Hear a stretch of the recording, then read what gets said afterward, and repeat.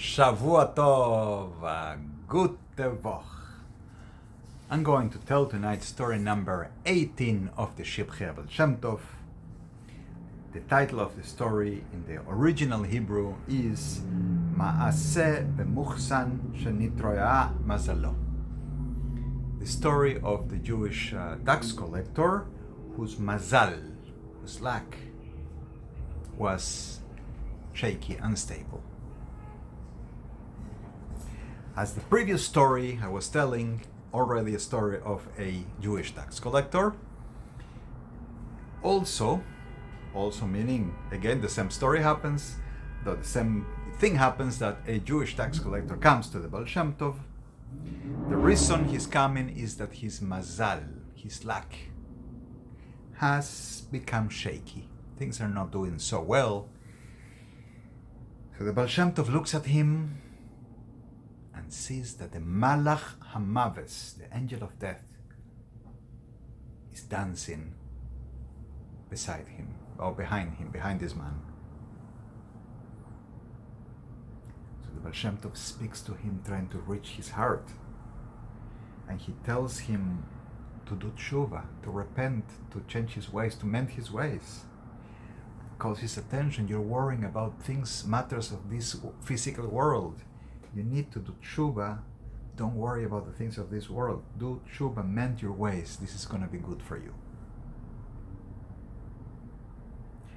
The way he spoke made the man think that Baal Shem Tov wants coins. Or rather, the story just says that he thought that Baal Shem Tov wants some coins, wants some money. Why exactly? I could speculate. These and other explanations I would put in my Patreon page, link on the description. And so, the Baal Shem Tov rejected the offer of the coins. And when the man left, the Baal Shem Tov said out loud, "Hoi, Shoite, such a fool. He could die today or tomorrow. And he's concerned about his mazal." His brother-in-law, Moreno Harav Gershon, called his attention, started arguing with him, and tells him, why would such words come out of your mouth about a fellow Jew? The Baal Shem Tov tells him, what am I going to do with you? You, in plural, them, you, are blind. You did not see that the Malach HaMaves, the angel of death, is behind this man. And went home. Back then, in those days, the Baal Shem Tov brother-in-law, Moreno Rav Yaakov, I have to explain, I will write about it in the Patreon. Moreno Rav Yaakov became a widower, his wife passed away, and a shidduch was offered to him. They were going to introduce him to somebody he could marry and continue married life.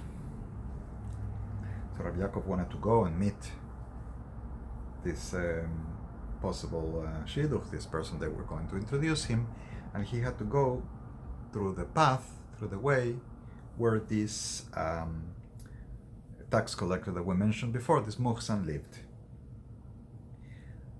When he lodged for the night in a certain place, in an inn, in a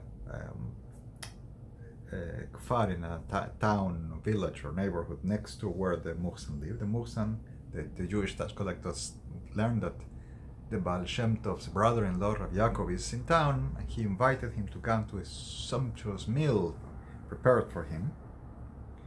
But Rav Yaakov did not want to eat basar, fleshik, meat. So he instead had a small dairy meal in the corner of on the side of the table, for which the Muhsan joked or laughed, and then they all went to sleep. But in the middle of the night, the Muhsan wakes up with a big headache, yelling and asking for somebody to come and recite vidui with him, the confession of sins before dying. No one else was there except for Rav Yaakov to do such a thing. So I guess the Muhsan's, the tax collector's wife, brings Rav Yaakov in the middle of the night. Wake up! So he comes, and Rav Yaakov recites the vidui, each word, and the Muhsan repeats after him in the tune of a nigun, in the tune of a melody, which makes Rav Yaakov wonder why he's doing so. When he finished, the tax collector's wife comes in and she covers him up with a blanket and tells him that he needs to rest, sleep a little, and that she will check on him. So she lets him rest, and a little bit later she comes to check how he's doing and realizes he's no longer alive. Rabbi Yaakov didn't continue his way. He went back home to tell everyone that indeed we are all blind. What a story to tell before Rosh Hashanah, right?